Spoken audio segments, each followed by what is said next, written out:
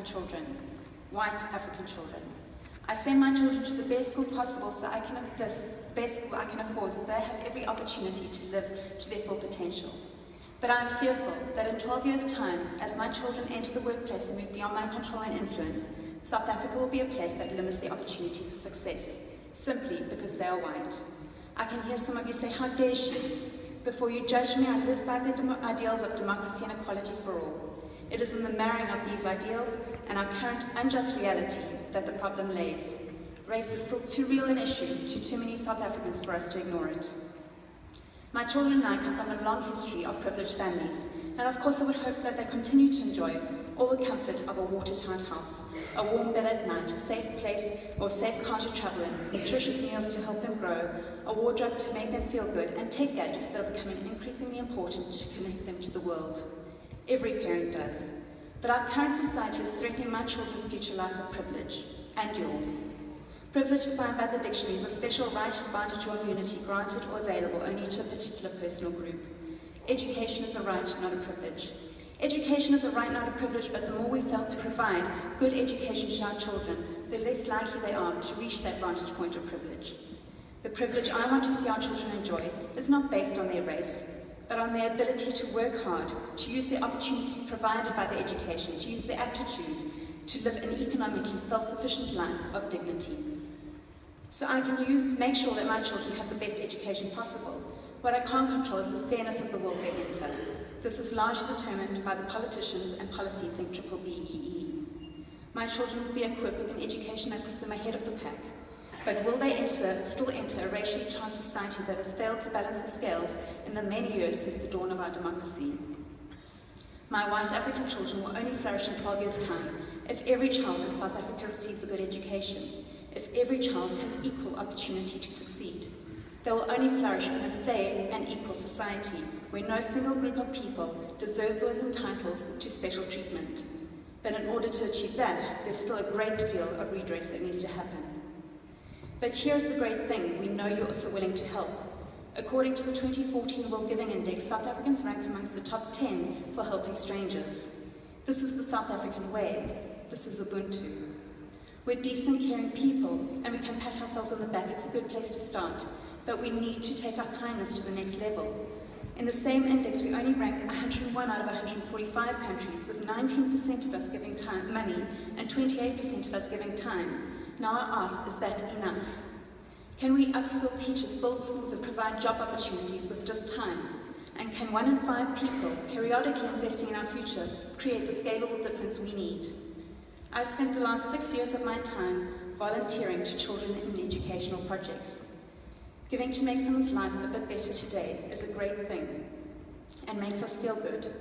But giving to empower, to directly impact on the equality of our society in a more strategic, sustained, and long-term way is a far harder thing for individuals to do, and for many corporate companies who set their sights on feel-good PR rather than impact.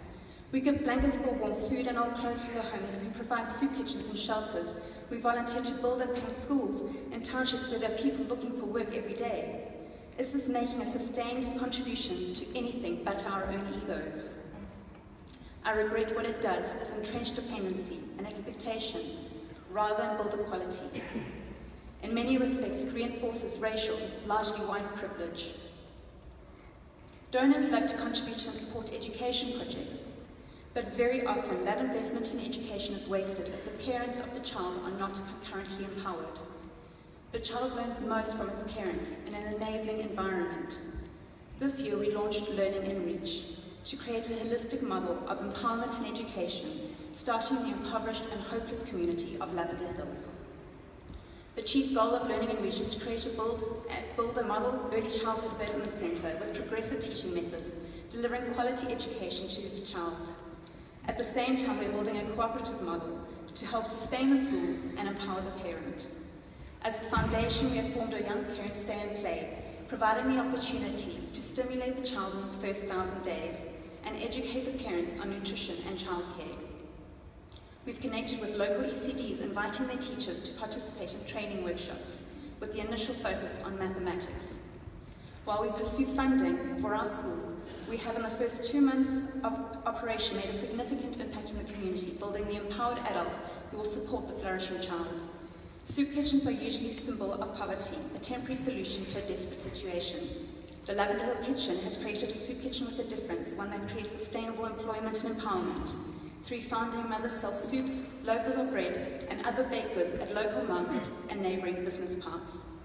The Lavender Hill Collection accepts unwanted items of clothing to sell through their monthly pop-up shop. While providing quality clothing at great prices to the people in the community, it also provides us with the opportunity to teach young parents business skills and financial management. The School Gardening Club invites parents and caregivers to take ownership of the classroom's food gardens while managing their own allotment. This provides empowerment for the parent, teaching opportunities for the child, and for the children, nutrition for the families.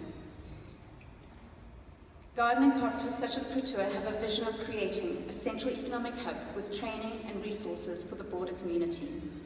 The Young Knitters Club was the initiative of a local retired woman who realised that school-going children did not know how to knit.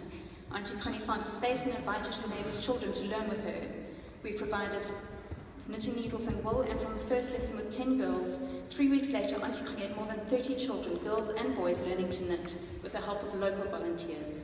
Imagine what would happen if we invested more heavily in these and similar pursuits. We need to rethink how we give. As we sit here this evening as privileged people, each one of you has knowledge, skills and resources to share. I urge you to connect with organisations and people who can use these, and let's leverage South Africa to new heights. I am a mother of 2 young African children, and I want to know that South Africa will be a place of boundless opportunity for all our children.